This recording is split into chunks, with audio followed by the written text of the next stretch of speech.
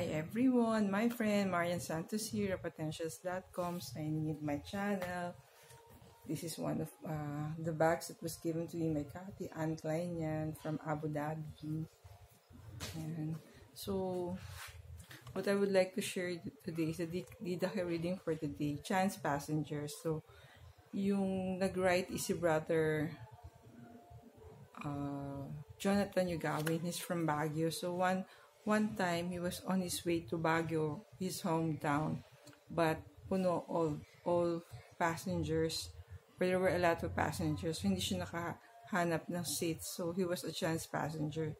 So he was listed, so nasa number 15 siya, but tinawag yung mga number 1, 2, 3, 4, but fortunately, either wala na sila or may mga kasama sila and only one seat was taken. So, he was able to get that seat. So, ang sabi ni brother, do you doubt God's mercy and favor? Be clear with your prayer intention and hope in the Lord. So, yun nga eh.